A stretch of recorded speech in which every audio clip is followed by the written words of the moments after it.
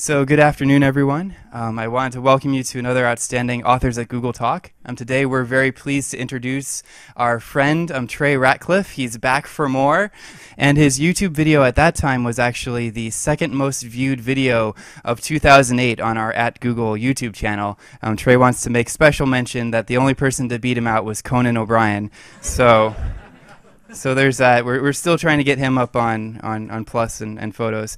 So Trey spoke last year about art photography and HDR photography, and so his work today will focus more on philosophy. It'll be quite interesting. Trey's work takes him from around the world, from NASA tweet-ups to the Forbidden City. You can track his work through his blog, stuckincustoms.com, as I mentioned. He's also very prolific on Google+, and for that we are very grateful. He is Trey Ratcliff on Google+, and he happens to be the number 17 most followed person on Google+, so please add him to your circles. Now, Trey also wanted to make mention that for the Googlers here in the room, he is giving a free ebook giveaway. The website is on flatbooks.com, where you at home can also visit and purchase ebooks. And so the information for that distribution will go to the Google Photography mailing list, or you can ping myself or some of the other Google photographers directly. With that, I will give the title to Trey's talk. His talk is entitled Artists and the Internet, Digitally Extending Your Natural Self. After this talk, we also hope that you join us for a photo walk at Stanford University. And so please join me in welcoming Trey to Google. Thank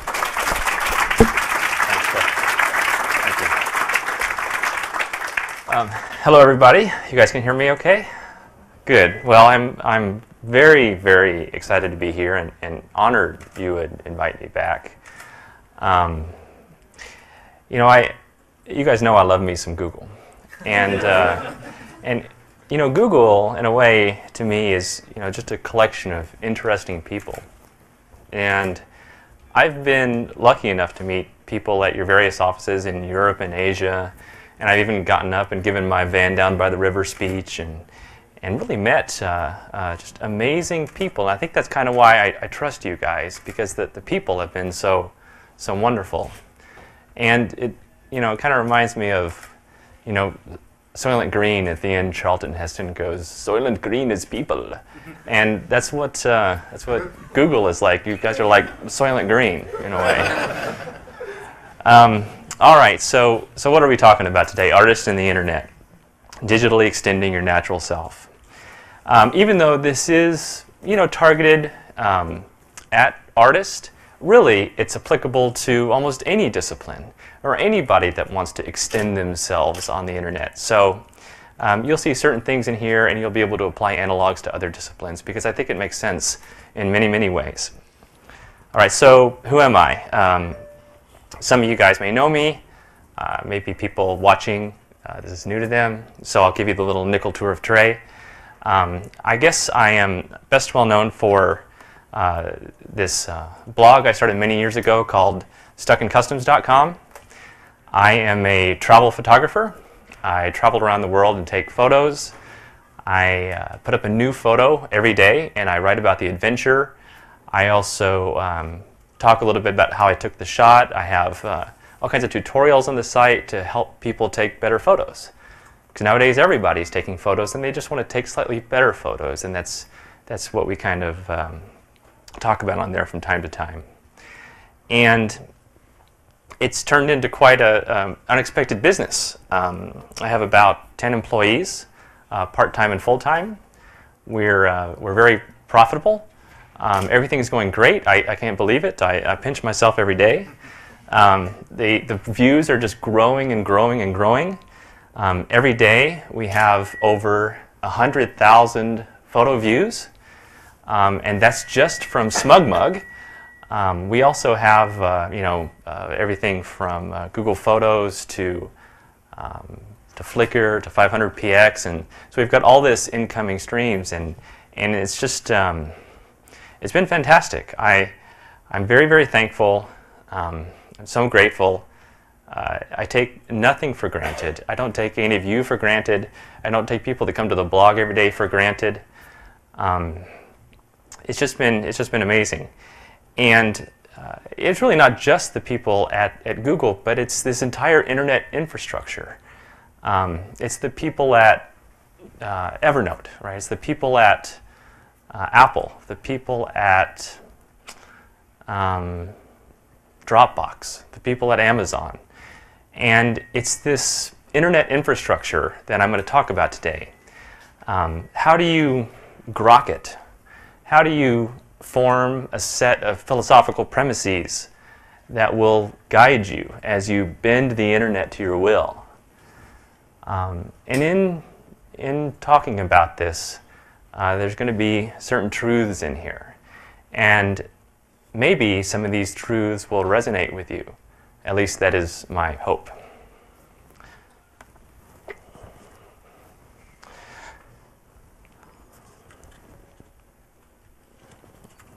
So, I think we're just in the beginning. All of us are in the bubble, right? We're in this hyper-aware internet bubble. But things are just getting started. I think this is a conservative estimate of how many people are on Earth, about 7 billion people. A very small portion of these people are even on the internet, and even smaller than that is a percentage that can really consume media in a meaningful way with high bandwidth. And more people are getting on the internet every day. Millions are getting on the internet, and they just want to be stimulated. So, this idea that it's too late for me, right? Everybody else is out there. I've been working. I can't. It's just too late for me. I give up. Banish the thought. Don't worry about that. It really is the beginning. And as all these people get onto the internet, they need to be stimulated. They want to have images come at them. They want to see video. They want to see art come at them. Of course, they're also using the internet for information and communication, all these kind of things. But basically, people are bored, right? You kind of spend your life avoiding boredom. And you want to maximize the amount of stimulation that comes into your life. So don't worry about this idea that it's too late, because this is really just the beginning. There's going to be billions and billions more people on the internet. And we're moving towards this point where there's going to be a sort of a new culture on the internet. Now that all the technical infrastructure has been laid down, and that continues to get better and better and so on and so forth. But now that the left brain of the internet has been built, the right brain can kind of fully develop. Sort of a neo-renaissance of art and culture as new artists start to pour their creative hearts into the internet and taking their ideas, their thoughts, their creations, putting them in some kind of digital form, and then sharing them with all of you. And it enriches the world, it enriches all of us. And this is the next big coming wave of the internet. As we all get stimulated in new and exciting ways, it's going to be fantastic. I'm very, very excited about it. So, this is very interesting to me. This is a common question I get, and I'm sure a lot of people get, is how do I get noticed on the internet, right? The core is making amazing art, okay? Whatever you do, just keep doing awesome things. And eventually, the internet will discover you. It's inevitable, okay? Yes, you want to make a few friends, make a few connections with people that you think might like your art. But now that the infrastructure is here, and the UI is so slick, and sharing is so easy, now if you make interesting stuff, it will get shared to a bigger and bigger and bigger degree. A good example is this gal, Elena Collis. She's a fantastic artist. She's a photographer, and she takes these fanciful underwater pictures of children and all sorts of things, just incredibly creative. And I just found out about her about a week ago because of Google+. And she had already been known to a certain circle of people, right, to other underwater photographers. And she had been known by a few other photographers as well. And, you know, she had a certain amount of fame. But now, because I have chosen to circle people that I think are stimulating, they have reshared her work, and I keep seeing it pop up into my stream. Like, who is this person? How did she come up with these ideas? it's fascinating to me. And I think, speaking as an artist, I need to be visually stimulated all the time, right? If I'm not out creating art, I need to be getting ideas and see other creative processes. This is wonderful to me. It feeds me. And I think it happens to everybody else also that's not an artist. They just want to see really interesting stuff come at them. And so, she has been silently there, creating great art, and the internet is discovering her. And she is just the first of many. Here's another great example. This guy, Daniel Ibanez. And I want to throw him in too because I don't really want this to be necessarily photography-centric. But he's a painter. And I met him on Google+. He popped into a Hangout. And I was like asking what people do with their time. I don't always like to ask what do you do? Because because what people do never necessarily really defines them, and it kind of pins them into a corner, and I don't really like asking that question.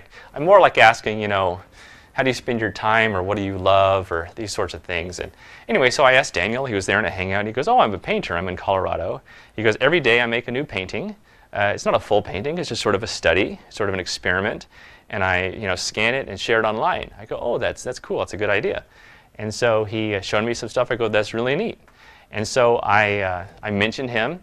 And now thousands and thousands of people have discovered him, and he does great work, and it's nice. And so I think that's a good example of another medium that's not necessarily thought of as a digital way of making art, but it can be digitized and shared online very easily. And I love Daniel. I think he's a great example.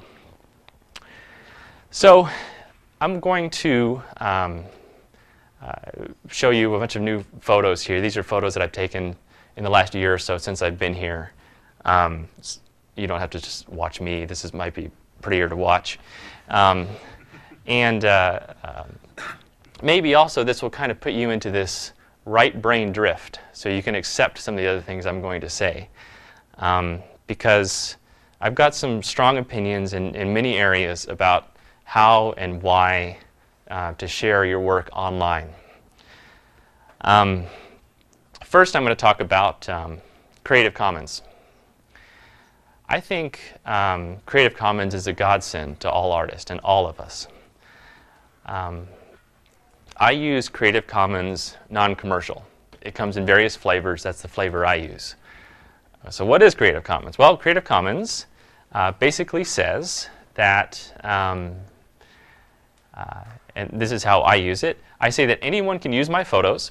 Every day I upload a new high-res photo over 5,000 pixels across, and I say anybody can use it. You can use it on your blog. You can use it as wallpaper. Let's say you have a personal blog about something. You're going to France, and you want to use one of my pictures of France and put it on your blog, and that's cool. Let's say you're someone like Boing Boing. Zenny and Corey are great. They really understand Creative Commons. They might make a post on geothermal energy, and they take one of my photos of Iceland and they put it up, and they give credit to Trey Ratcliff, and they link back to Stuck in Customs, and it's just this nice circle of love. And they don't have to pay me. They're sending me Google Juice, and it's fantastic. That's what Creative Commons is for. And the non-commercial aspect of it basically means that no one can use my photos for commercial purposes unless they work out a licensing agreement with us. And we have a full-time licensing guy that handles that. So I'm not scared. I've been doing this for over 5 years. All my stuff has always been Creative Commons. And all the old school photographers, I got so much hate mail for it. They just thought it was the worst thing ever. They're like, everyone's going to steal your stuff. You should watermark it. You should only put up little versions. You should put it into a little walled garden. What are you doing? And I figured if I was making all of these old school photographers angry, that I must be doing something interesting. And it's really quite wonderful. It's worked out very, very well.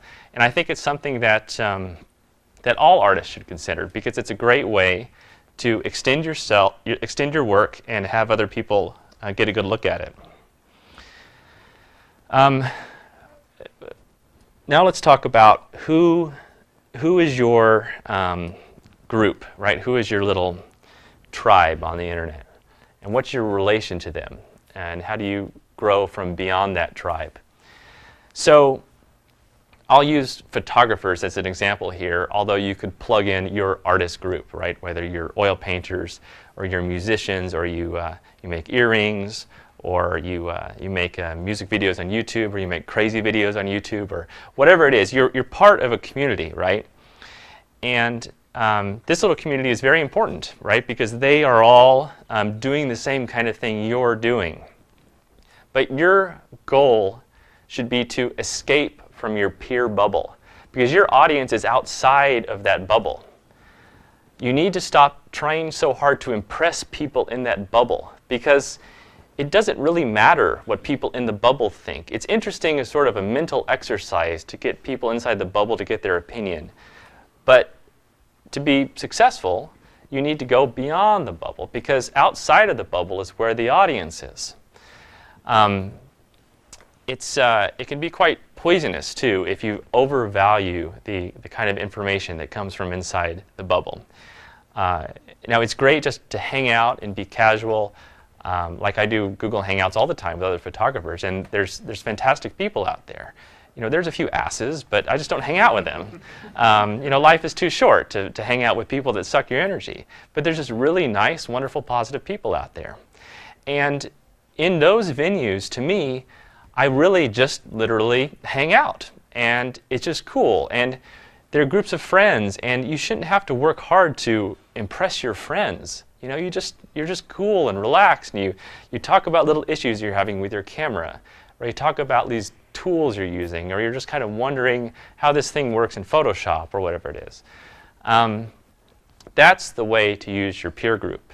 Another good way to use your peer group is if you're just beginning and you kind of want to know, like, is this a good photo? I don't really know. I'm just getting started. Maybe everything in the photo is maybe you think it's interesting because it's like a blurry kid running through a blurry forest. You're like, is this good? I don't know if this is good. And you really innocently don't know. And you might ask another photographer. You know, he might say, well, maybe you should have one of those things in focus. Maybe have the boy in focus and have the forest be blurry, or vice versa, because that's a little bit better. And then you say, oh, yeah, I guess that's pretty good advice. I understand. And that's a good way to get peer critiques. But beyond that, I really caution people to don't listen to most critiques in your peer group, because most photographers that give critiques are incompetent. They really are. And the problem is, and you've probably seen this if you're on Flickr or any of these other older things, what happens is that everyone gives their critique, and they all have equal weighting, and you can't tell if anyone really knows what they're talking about. And if you are open-minded and you're really trying to get input, you'll get conflicting information. You won't really know what is good advice and what is bad advice, and you'll end up trying to please everybody. And it will be a design by committee. And that's why you never see a statue of a committee. You need to branch out on your own and do these things. You can take the feedback, but have it just kind of bounce off. You can notice it, right? But don't let it get to you. Because inside, everybody knows what's beautiful inside. And the more you create work, the more you iterate on your own, you will come to this beautiful, perfect spot for your own work, and you'll just know, okay? You don't need the approval of your peer group. So many photographers spend so much time trying to impress other photographers. It's really ridiculous when you think about it. Don't worry about getting their approval. It doesn't make you a better person. It doesn't mean you're a good photographer. Your goal should be to get outside of that bubble and impress people outside of the bubble, because they are they're new to your sport. They don't know really how you do what you do, and they think it's wonderful and fascinating, and you can share. And this is sort of the essence of it, right? This sharing for all artists. There is this 5-year-old, in all of us that just likes to share. There's very little ego involved when it comes to just sharing your work. I have 3 kids. My middle daughter is 5. She's Isabella. She's adorable, and we have this art table. It's got glue and stuff is stuck to it, and tape will never come off, and all this stuff. And she draws with crayons, and she makes unicorns and rainbows. She puts sparkle glue and all this stuff, right? And she's so proud of it. She even makes little houses with little planter boxes, and then she runs around the house and she shows everybody, right? And there's no ego with a 5-year-old. She just made this wonderful little creation. She brought it into the world, and she shows everybody. And this is a fundamental part of all artists. We work hard on this stuff. We love it. We just show people because we kind of just want to know that we exist and we're softly enriching the world. And this kind of feedback keeps us going, and it gives us good mojo. And then we worry about the other stuff in life later. But this is a very core, important part.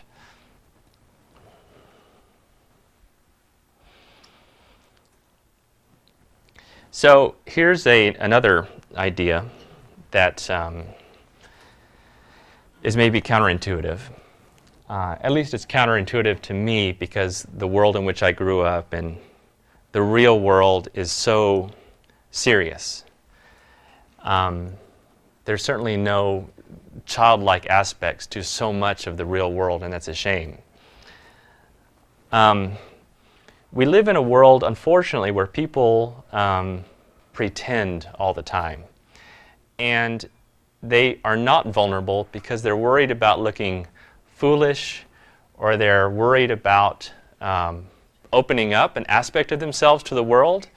And it's really kind of fear that's demotivating them. But my advice is really to be as vulnerable as possible. Completely open yourself up. You don't have to be, this histrionic 12-year-old girl with a blog that's just like, oh, the world is crazy and I'm so, emotional and all this stuff. You don't have to be like that. You don't have to have this teenage angst. That's not what I mean. But I mean just be open and vulnerable and share your art with the world, share your thoughts with the world. And by being open and vulnerable, the world conspires to make you successful. And in a way, people get auto-filtered into your world. Like, ever since I started doing the blog and sharing my work openly and sharing my opinions about how I think about things, right? How I approach this stuff. And you can even probably hear me now. I'm just telling you what I think,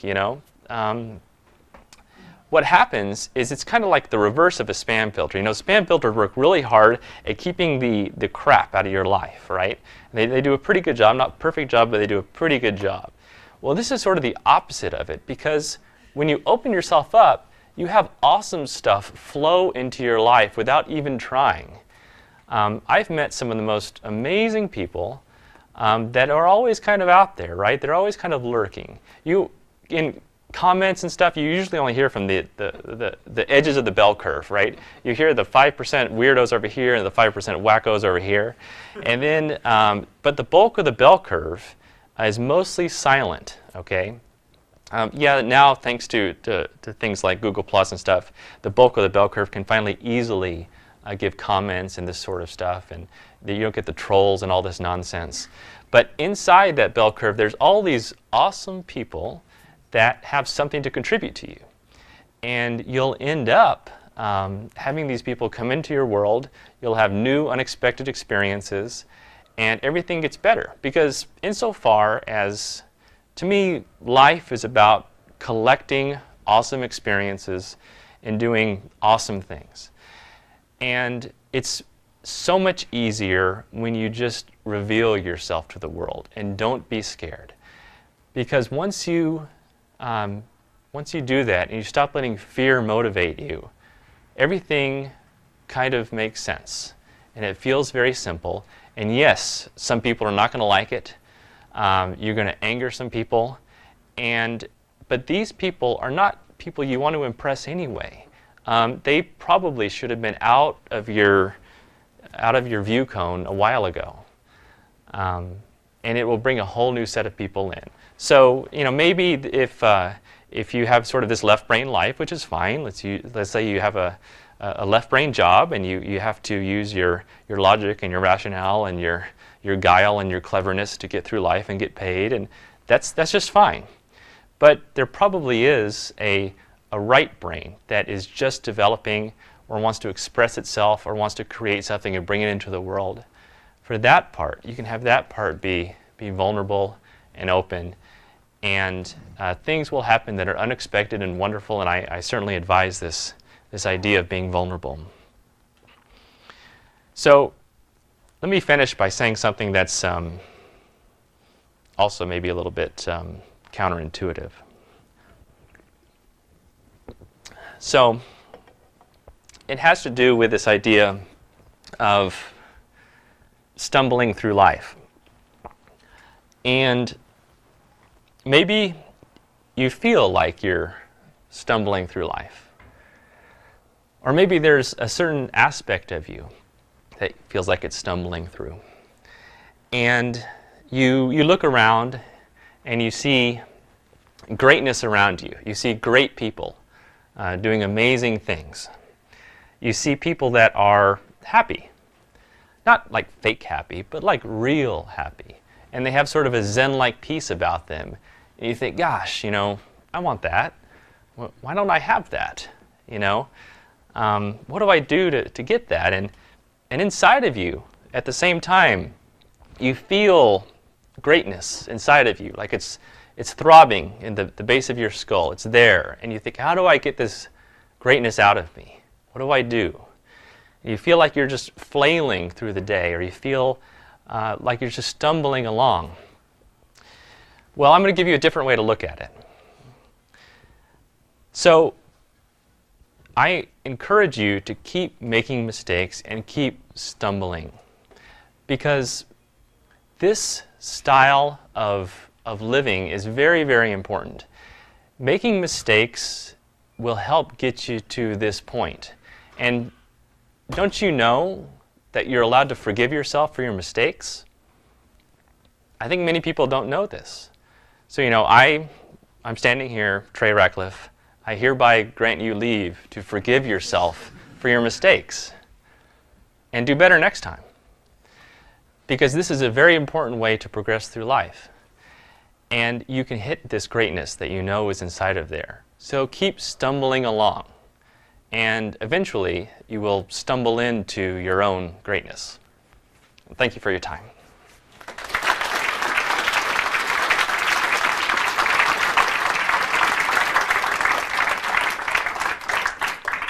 And we can have some questions, if you like. We've got time for questions, and ask me anything. Big or small? Where is this Jules Verne? Is it this wonderful? Yeah, I always... something about these talks is I kind of wish I could talk about all these photos, right? Because they all have wonderful little stories and this and that. This is one of my best... this is one of my best finds. This is something that nobody knows about in Paris. Some people know about it. Gosh, it keeps going off. I apologize. Why is that doing that? I'll just keep pressing play until it stays up. So this is the Museum of Natural History and Evolution in Paris. And it's huge. It's enormous. It's gorgeous. And, I called it Jules Verne's Secret Laboratory. It's not really that, of course, but I like putting a little bit of a poetic, fanciful feel around these photos. Yes, sir? Can you say a bit how you transitioned to doing this professionally? How did I transition to do this professionally? That's a good question. And this is a slippery answer because there's so many photographers that want to do this professionally and want to get paid for it and want to travel the world and all this stuff, right? And I'll tell you, but I hesitate because I don't want this necessarily to be a template for other people, because I'm really sort of this anomalous thing out here, and I could write books about how this got to be successful, and this is how you can make money being a photographer, this is how you make money on the internet, but I don't want to be that guy, you know? I don't want to be the guy that becomes famous for writing about how to get famous, or you know what I mean, right? So that is a little bit, makes me hesitate with my answer a little bit. But I guess the short answer is it's thanks to Google search that we have become so profitable. Because people jump on Google search because they want something. Okay, either they want an image or they want to find out about Indonesia or whatever the heck. And we have so much content and so much thoughtful content on Stuck in Customs that they just arrive there and think, oh, this is kind of nice. And we have all kinds of different people come along. Sorry, my phone's ringing. Should have turned that off.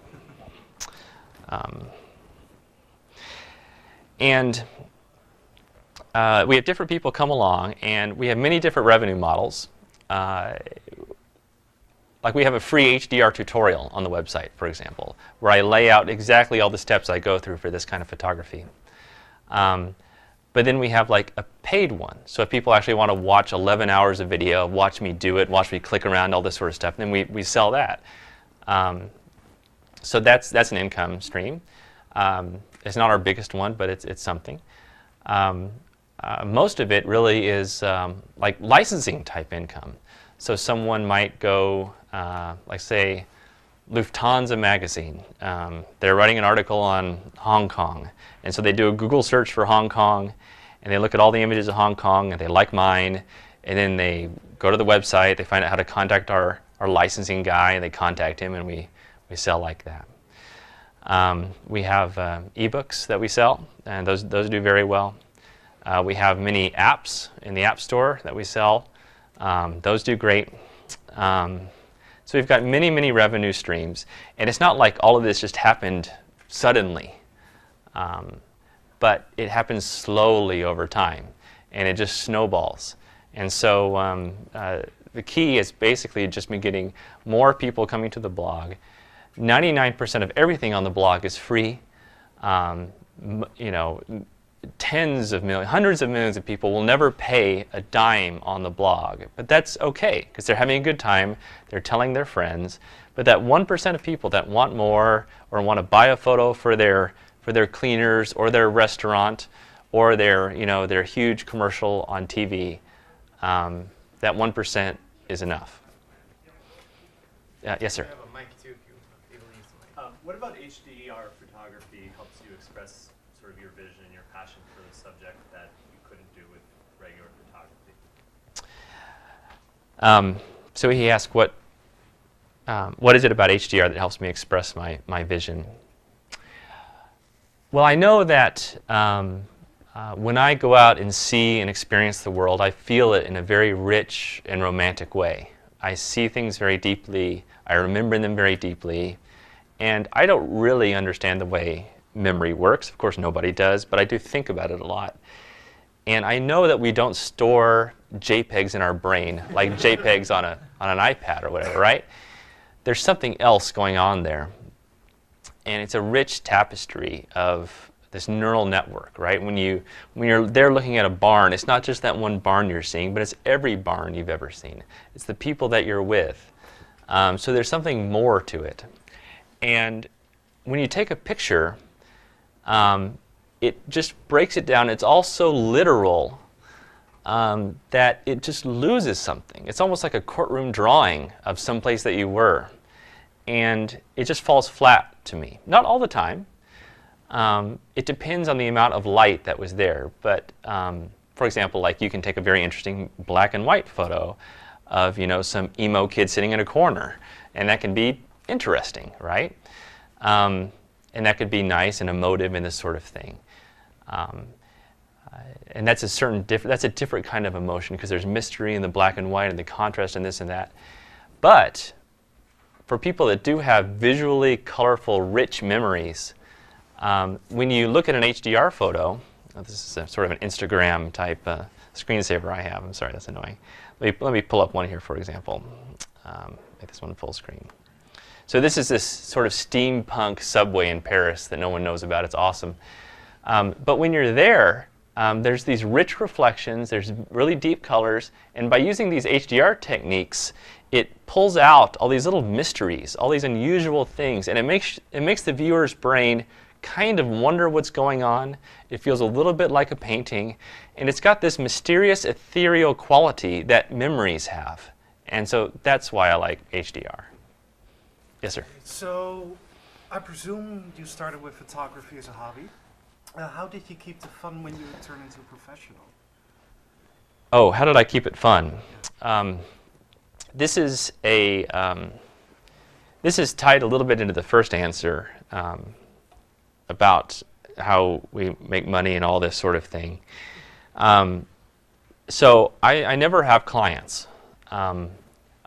People ask me to go take photos for them all the time, and I always say no. In fact, let's say that I had an offer to fly to Paris to go take a really high-def photo of that, and they were going to pay me $10,000 and all expenses paid, all that kind of stuff. I always say no, because I don't want to, and again, I hesitate to say this kind of thing because I would never give this advice to another photographer. Because yes, you should say yes if someone offers you.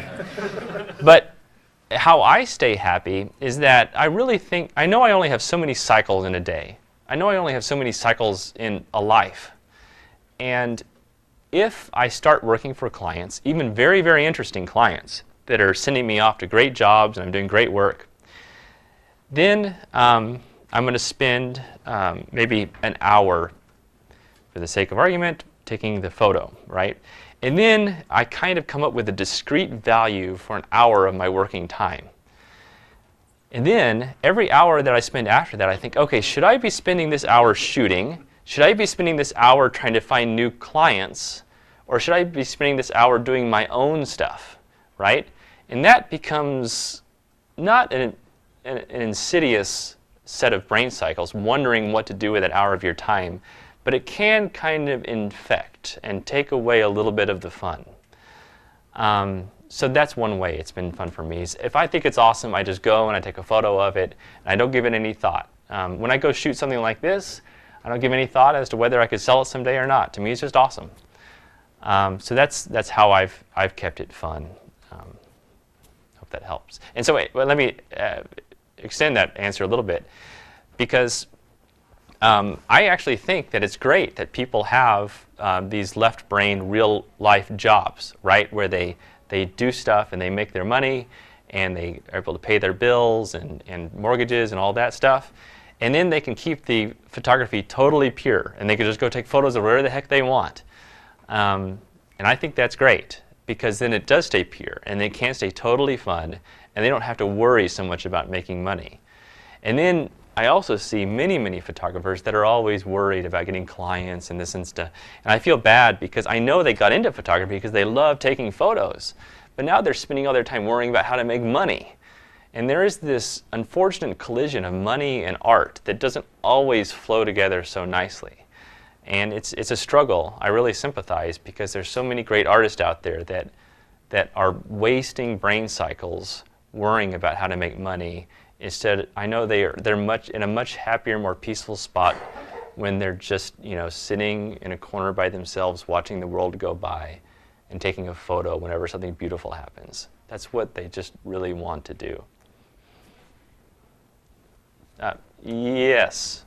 So you mentioned something, the idea of making mistakes, forgetting yourself, and at some point you cross the line and then things are okay. When did you realize, and how did you realize that you crossed that line?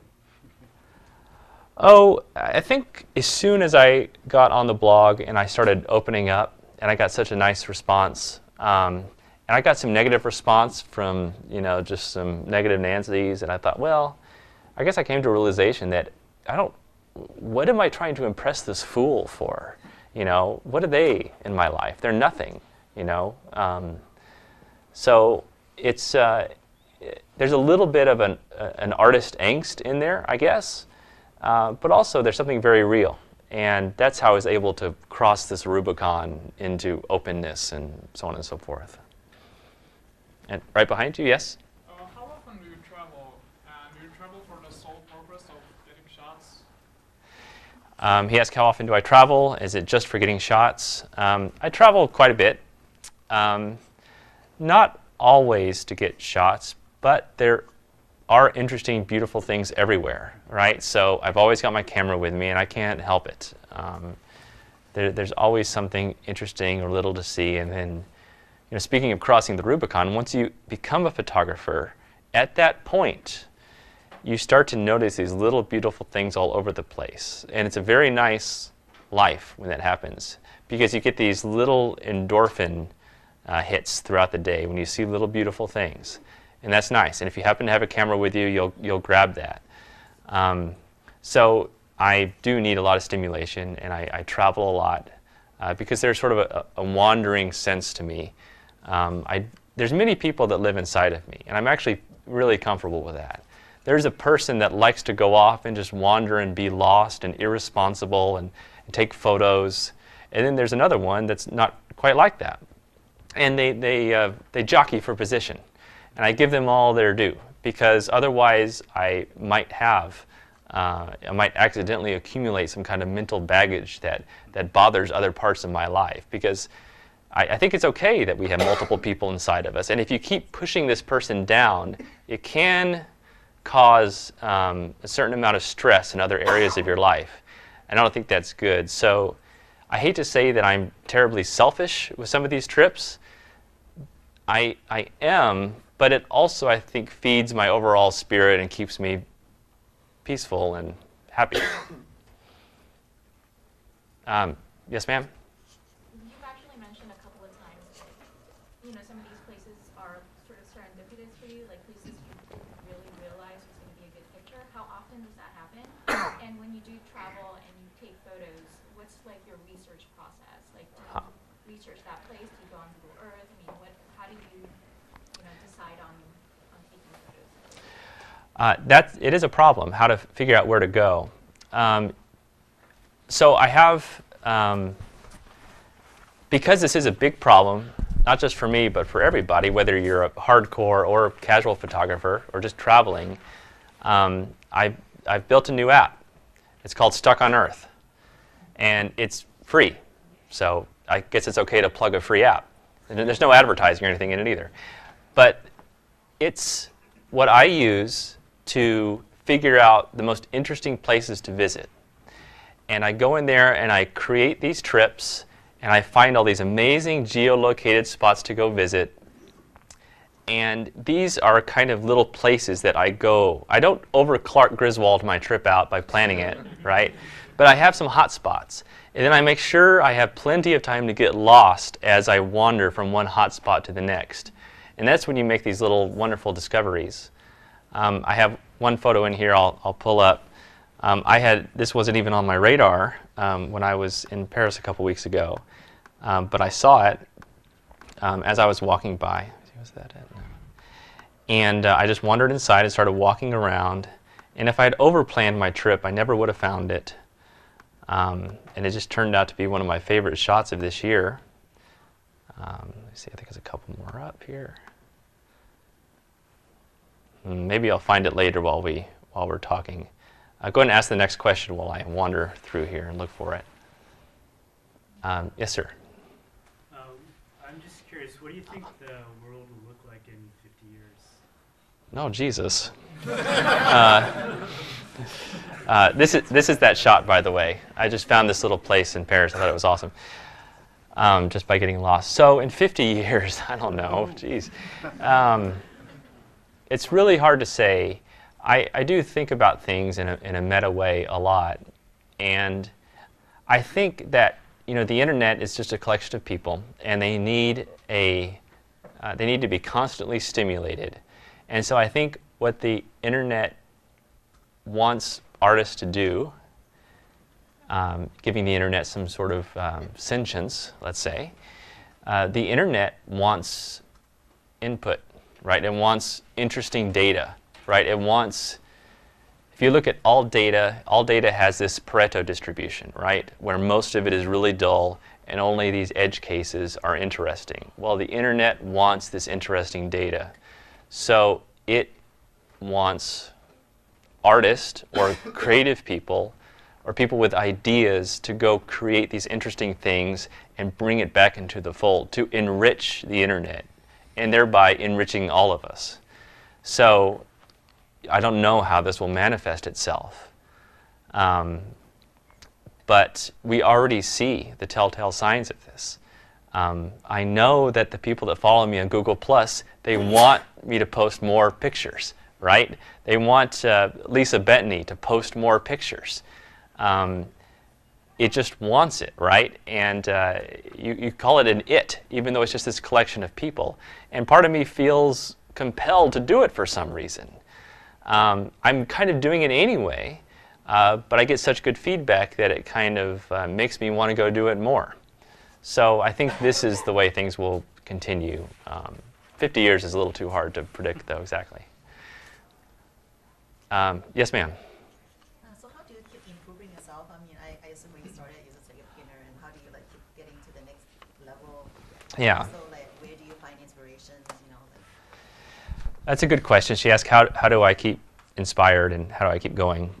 So I like to keep myself very uncomfortable. I think about this a lot. I had a nice conversation with, there's a famous director in Hollywood named Stu Maschwitz. He's going to be at the photo walk later. And I look at this in other disciplines of great creative forces that have fallen apart. And why did they fall apart? Like we talked about George Lucas, okay? He made these amazing movies, Indiana Jones and Star Wars. And I mean, isn't he smarter now? Isn't he more clever? What happened to him? Why is all the late work just not good? What happened, you know? I think it's a very interesting question, but you see this time and time again, and you can make a strong argument that he got to be very comfortable. He had a ton of resources. He had all the time in the world. And there's something about that. It's kind of counterintuitive. You would think if you have all the time in the world and all the resources in the world and you're totally comfy and you go to Starbucks 3 times a day, that why couldn't you do the most amazing work? But there is something about keeping yourself very uncomfortable, really guessing in strange situations that makes it work. So I'm always trying new things. I'm always experimenting. I'm always making mistakes. I just got a new Red Epic camera. And I barely know how to use this thing, right? I'm very uncomfortable with it, but I think that's good. It's important for me to learn how to use it, to make mistakes. And maybe the whole thing will be a tremendous failure, but all the while I'll be accidentally learning things, and I won't realize them until years from now. So that's how I keep myself going, just by keeping myself uncomfortable artistically. Yes, sir. How much time do you spend, I guess, processing your photos, and when do you decide that you've done enough? Are you a perfectionist? Yeah. No, I'm not a perfectionist at all. It's not really in my nature. I like things to be really, really good, though. There is a good enough point. And I'm very fast now processing, right? I have all these macros. I'm like a Korean StarCraft player. Yeah. And so I'm very quick at editing these things, but still, it takes me anywhere from half an hour to 4 hours to finish off a photo. But I love this. You know, I'm in a dark room. I have weird music playing. I have candles going. I've got 30-inch monitors, and I love it, right? And I know there's a lot of photographers like, I don't like post-processing. It's, you know, it's the devil. But that's fine. I love it. I think it's incredibly fun, and it works for me. So that's that. Yeah. Yes, sir. You mentioned the 30-inch monitor. What attributes of monitors do you think are adequate versus for amateurs versus needed for professionals? Or Oh, well, you don't need a 30-inch monitor. You can have, but I do think a little bit of screen real estate is important. I actually do a lot of editing on my 17-inch MacBook Pro. And now I have an SSD in there, and it's really, really fast. And I think having a snappy, responsive artistic system is important to you because there's something hardwired into us where we like to draw on a piece of paper or paint, and you just see it immediately. There's this tactile thing where you're just, you're painting on a cave and you see it, right? That's very deep inside of our Plasticine anthropological heritage. And so we need to have fast computers and enough screen real estate so that it's like, oh, I could actually be on the wall of a cave here. So it needs to be big enough. Yes, sir? Is there a location that you're particularly fond of or that you return to? Yes, there's many great places. Iceland is one of my favorite. I've been to Iceland, I think, the last 4 summers. I go during the solstice, and I sleep during the day, like from 10 until 5, and then I stay up all night because the sun never goes down. It's a 7-hour sunset followed by a 7-hour sunrise. And here in this latitude where we are, a sunset is like this high-pressure event. You got like 20 minutes. You're like, okay, I got to sit up here, then run around. You almost can't even enjoy it because it's high anxiety because the light's right and everything. But then when you're there, there's hardly anybody in Iceland anyway, and it's very like this apocalyptic movie, right? And no one's there, and you're awake when everyone else is asleep, and it's like 2 a.m. and there's something that happens to the human brain around 2 or 3 a.m. where anything is possible, and you make bad decisions, and like these little people inside of you come out, and it's a weird time, and it's made even weirder when you're in this extended sunrise period because it becomes absolutely dreamy. And depending on the music you're listening to and the kind of person you are, you can really kind of access strange parts of your right brain and take very interesting photos and do very interesting work at that time. So, but next year, I think I'm going to try Norway at the solstice. I've heard that's beautiful, and I haven't done that yet. Yes, sir? First, it sounds like you should go to Alaska. Yeah. Obvious. But I was going to ask, and it's a perfect segue, I think, about like sunset, sunrise. I mean, most nature photographers are all about the light. And because you're doing a lot of post-processing, it seems like you have a little bit more flexibility there, but not too much. And I'm just wondering, what's your take on that? Well, I like taking photos all times of the day. I'll put on a different slideshow, some other stuff, so you don't get bored. So I like taking photos at all times. I can work a little bit better with sunset and sunrise, but I also really like night work. Just press play here. And I like the middle of the day, but only if there's some interesting clouds in the sky. You think having a blue sky is nice, but it's really, really dull for some reason. There's something about a blue sky that just feels flat and boring. So I try to stay inside during those times and save up my mojo for later. Also, there is something about I only like to take photos when like the muse visits. I'm very sensitive to this. I don't really like these 365 photo projects where they encourage people to go take a photo every single day, because sometimes you just don't want to go out and take a photo, and then you don't want to build up this tiny amount of resentment for your camera. Like, I should really go take a photo, and as soon as you start saying to yourself, I should really go do something, you're saying I don't want to do it, and it builds up. You shouldn't have anxiety for your art. It should just, if it flows, it flows. And just wait a few days and maybe it will come back to you. So anyway, that goes hand in hand with bad light. If I'm just not feeling it, I'm just not feeling it. And I just won't take a photo. And it's okay. Yeah. Next. Yes, sir? Could you maybe stop one of your favorite photos and kind of tell us what you did start to finish? Oh. Sure. Let's find one here. Beep. I kind of like all of them. Okay. Well, no. Here we go. Let's find one here. Okay, this is a good one. No, I think I talked. Some of these I talked about at Google last time. Oh, okay, here's a good one. play, and then pause. Go, Apple. Okay, no one to touch anything. So this is in Queenstown, New Zealand. I think this is the most beautiful road in the world. So I drive up and down this road looking at angles.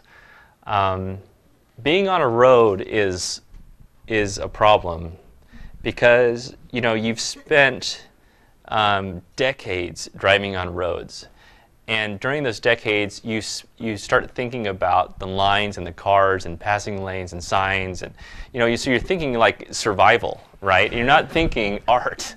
So it's very difficult to think about taking photos when you're on these roads, and so you really have to be hyper aware all the time, and you have to wonder what it looks like if you can just translate yourself 20 feet off the road. What kind of angle can I see? What could I see over there?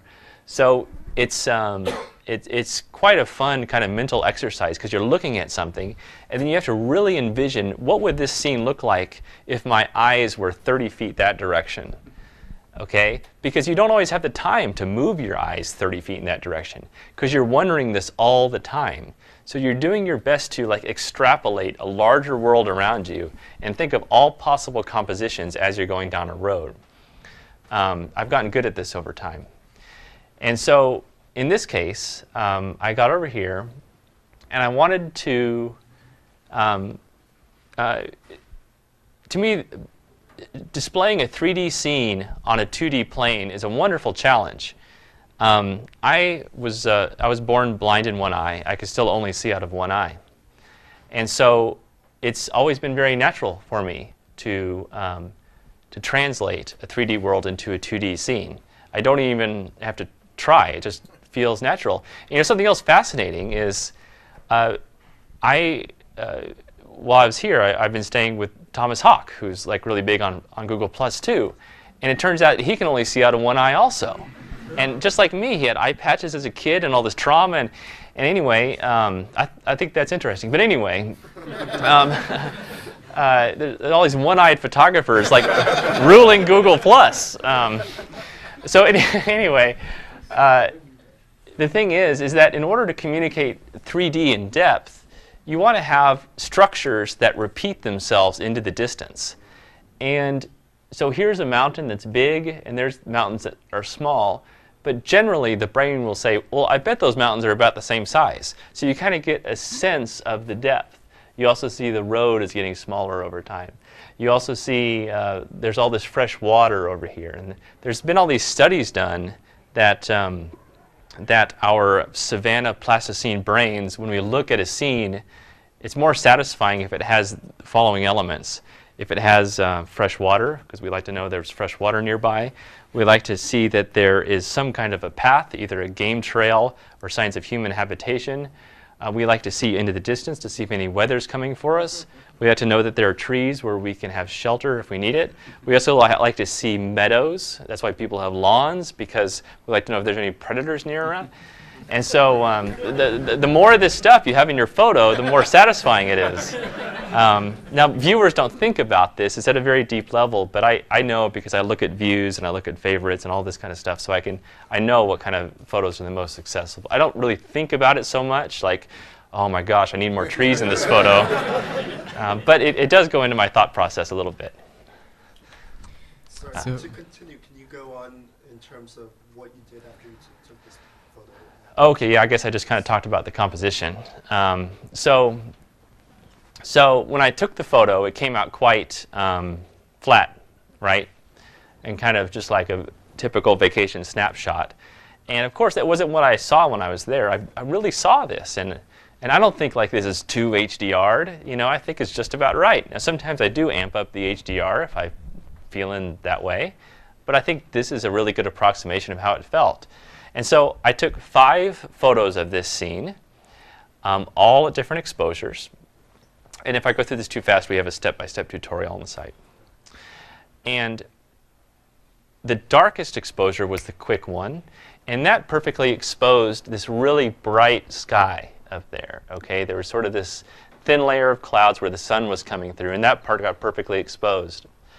The longest exposure really let the water kind of even out and flatten out, right? There's a bunch of little waves in there, but it flattened out. The waves are actually all a little bit different in all the exposures. And then when you combine them using HDR techniques, you get this thing called ghosting, right, where it kind of averages the difference. But I often leave the water ghosted because it has sort of an impressionist feel, right? Maybe it's not water, maybe it's the impression of water. And the impression of water is more important than showing water.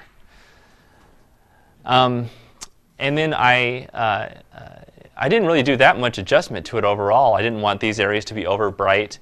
Something that I am cognizant of, and this is a problem with a lot of HDR photos, is there's no shadows. Sometimes HDR is called a world without shadows, because by default, these algorithms will generate photos with no shadows.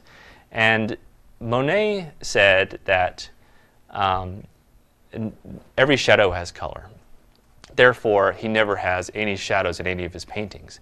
And I think that works in Impressionist paintings. But it doesn't work in photography, because I think there's a difference between pigments and pixels. To me, having black in a photo, dark spots, these black parts anchor the eye, and they give other colors their vibration. And by having these nice inky trails through your photo, it helps the other colors pop. Because if you notice, it's colorful, but it's not oversaturated. And that's a fine line. And I still struggle with that line, and I hope I achieve it at least from time to time. So I think we have time for one more quick question. Okay. Oh, yes, sir. Wait, was there somebody else? Because he already asked one. Okay, it's your lucky day. When pictures that you take have objects in them, do you try to take them in their natural setting, or do you try to? I'm specifically thinking about the picture from China with the red bridge and the boat. Did you, for something like that, do you like adjust the boat so it looks the best, or do you just take it the way it was when you saw it? No, the boat was really there. I didn't move the boat. Now, some people will completely manufacture a scene, and that's fine. I have no problem with that. But to me, I love the game of finding beautiful natural compositions. It's not to say that I have not moved stuff around, like I might move a couch, or I might move a pillow that looks all crumpled or something, you know, that just really kind of ruins it for me. But most of the time, as you can see, these are situations where well, that wasn't a very common situation. But in most of these situations, the stuff is just there, and it's been there for years and years. And to me, it's fun to move around and find the spot to take the photo. Yeah. All right. Well, thank you very much, Trey. That was an amazing speech. And join us at Stanford later on tonight. Thank you for speaking at Google.